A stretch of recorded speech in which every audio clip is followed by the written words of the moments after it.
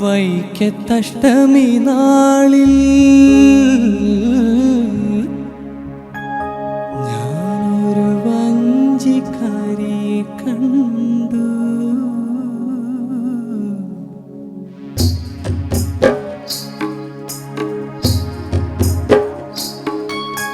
വൈക്കത്തഷ്ടമി നാളിൽ ഞാനൊരു വഞ്ചിക്കാരിയെ കണ്ടു.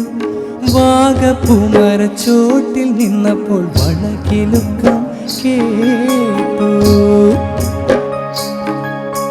വൈക്കത്തഷ്ടമി നാളിൽ ഞാനൊരു വഞ്ചിക്കാരിയെ കണ്ടു. വാഗപ്പൂമരച്ചോട്ടിൽ നിന്നപ്പോൾ വളകിലുക്കം കേട്ടു. വളകിലുക്കിയ സുന്ദരി എന്നൊരു മന്ത്രവാദിയെ കണ്ടു. ജാലക്കാരന്റെ പീലി കണ്ണി നീലക്കൂവമ്പു കണ്ടു, നീലക്കൂവമ്പു കണ്ടു. വൈക്കത്തഷ്ടമി നാളിൽ ഞാനൊരു വഞ്ചിക്കാരിയെ കണ്ടു. വാഗപ്പൂമരച്ചോട്ടിൽ നിന്നപ്പോൾ വളകിലുക്കം കേട്ടു.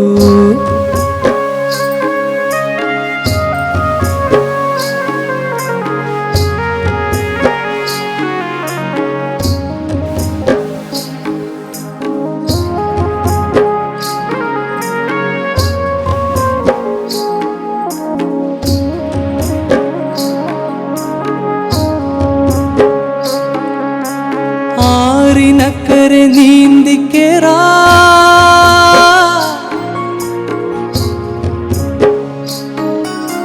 താരെടുത്തു ഞാൻ നിൽക്കുമ്പോ സരിഗമ തോണി തുടഞ്ഞു വന്നവൾ സത്യവതിയെ പോലെ.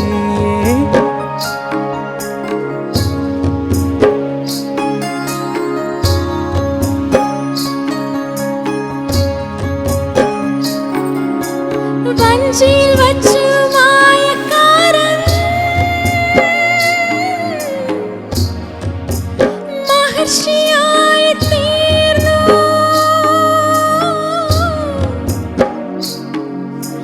വഞ്ചിയിൽ വച്ചു മായക്കാരൻ മഹർഷിയായി തീർന്നു. അന്നു തൊട്ടെന്റെ മനസ്സിനുള്ളിൽ അഷ്ടമി കേളി തുടങ്ങി, അഷ്ടമി കേളി തുടങ്ങി. വൈക്കത്തഷ്ടമി നാളിൽ ഞാനൊരു വഞ്ചിക്കാരിയെ കണ്ടു. വാഗപ്പൂമരച്ചോട്ടിൽ നിന്നപ്പോൾ വളകിലുക്കം കേട്ടു. വളകിലുക്കിയ സുന്ദരി എന്നൊരു മന്ത്രവാദിയെ കണ്ടു.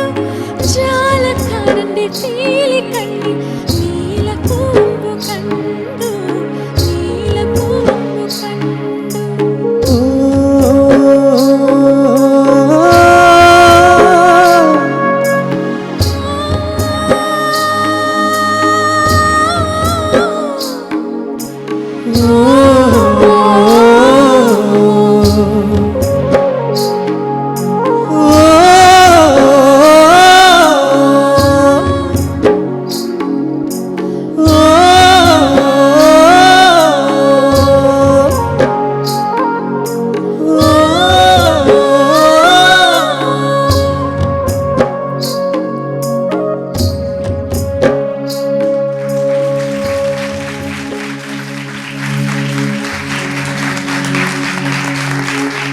നന്നായിരുന്നു, രണ്ടുപേരും നന്നായി കേട്ടോ, രണ്ടുപേരും നന്നായി.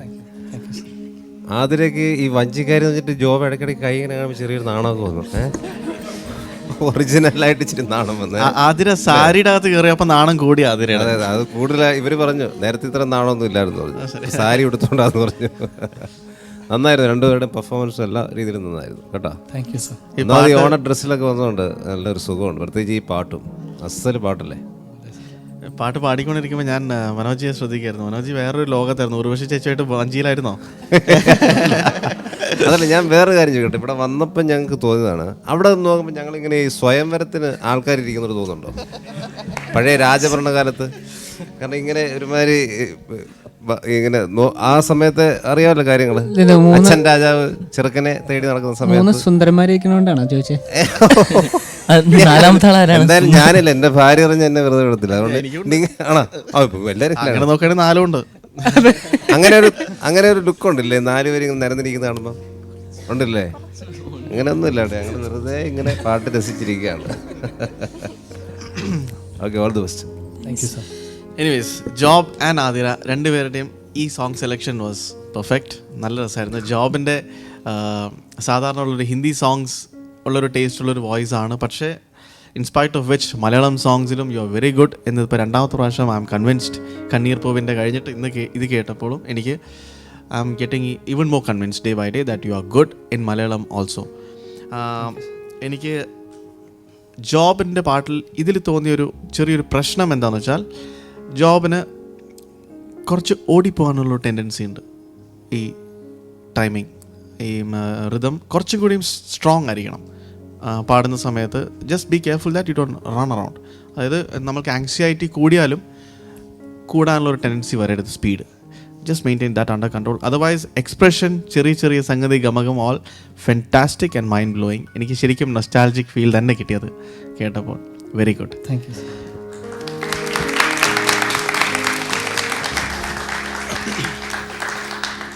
ആതിരയുടെ സിംഗിങ് എനിക്ക് ആസ് യൂഷ്വൽ, ആതിര വളരെ നല്ല മെലഡി സിംഗിങ്ങിനൊക്കെ വളരെ നല്ലതാണെങ്കിൽ ഐ മീൻ നല്ലതായിട്ട് പ്രൂവ് ചെയ്തിട്ടുള്ളൊരു സിംഗറാണ്. പക്ഷേ എനിക്ക് ഈ പാട്ടിൽ ആതിരയുടെ പിച്ചിങ്ങിൽ ചെറിയൊരു പ്രശ്നം തോന്നിയിരുന്നു ചില സ്ഥലത്ത്. പിന്നെ ആതിരയുടെ വോയിസ് കുറച്ചൊരു ചോക്ഡ് ആയിരുന്നു. അതായത് ഒന്ന് തൊണ്ട ക്ലിയർ ചെയ്യേണ്ട ഒരു ആവശ്യമുണ്ട്. അങ്ങനെ നമ്മൾക്ക് തോന്നിയിട്ടുണ്ടെങ്കിൽ ഉടനെ തന്നെ നമ്മൾ പാടിക്കൊണ്ടിരിക്കുന്ന സമയത്താണെങ്കിലും ജസ്റ്റ് മൈക്ക് മാറ്റി വെച്ചിട്ട് ജസ്റ്റ് ക്ലിയർ യുവർ ത്രോട്ട് ആക്കി തിരിച്ചു വരണം. അതങ്ങനെ ചോക്ഡായിട്ട് പാടിയാൽ നമ്മൾ അറിയാതെ നമ്മൾ വിഴുങ്ങിപ്പോവും വാക്ക്. കാരണം അതിങ്ങനെ ബ്ലോക്കായിരിക്കുകയാണ്. അപ്പോഴാണ് നമ്മൾ അറിയാതെ ആയിരിക്കും അത് സംഭവിക്കുന്നത്. അപ്പോൾ അങ്ങനെ ഒരു ചെറിയൊരു സംശയം തോന്നിയാലും മൈക്ക് മാറ്റി വെച്ച് ജസ്റ്റ് ക്ലിയർ യുവർ ത്രോട്ട്. പാട്ടിൻ്റെ ഇടയിലായാലും കുഴപ്പമില്ല. It's better than taking A risk. ആ ഒരു പ്രശ്നം കൊണ്ടാണെന്നാണ് എനിക്ക് തോന്നുന്നത്. വോയിസ് ചോക്ഡ് ആയിരുന്നു. അപ്പം ആ ഒരു ചെറിയ പ്രശ്നങ്ങൾ if you are careful in future, I think it's A wonderful performance. Thank you. പറഞ്ഞല്ലോ, വണ്ടർഫുൾ പെർഫോമൻസ്. നല്ല പെർഫോമൻസ് ആയിരുന്നു. ജോബി ചായൻ കുറേ നാളുകൾക്ക് ശേഷം കേരളത്തിലെത്തി. നമ്മളങ്ങ് പഞ്ചാബിലൊക്കെ കിടക്കുമായിരുന്നു കുറേ നാൾ. റോക്കിൻ്റെയും പോപ്പിൻ്റെയൊക്കെ ലോകത്തുനിന്ന് ഇവിടെ എത്തി. So happy. ഡ്രസ്സിൻ്റെ കാര്യത്തിലായാലും പാട്ടിൻ്റെ കാര്യത്തിലായാലും നമ്മളിങ്ങ് എത്തി, മലയാളിയായി. അത് രണ്ടുപേരുടെയും ഡ്രസ്സിങ് വെരി ഗുഡ്. നല്ല രസമുണ്ട് കാണാൻ. ശരിക്കും പെർഫോമൻസ് കണ്ടപ്പോൾ 70s ഒരു ഫിലിം കാണുന്ന ഒരു ഫീലുണ്ട്. പാട്ടും ഇല്ല, ഈ പറഞ്ഞ പോലെ നല്ല സെലക്ഷൻ, പാട്ടിൻ്റെ നല്ല സെലക്ഷൻ. പാട്ടിൻ്റെ ഒരു മൂഡിന് പറ്റുന്ന മൂമെൻറ്റ്സ് ഒക്കെ ആയിരുന്നു, രസമായിരുന്നു.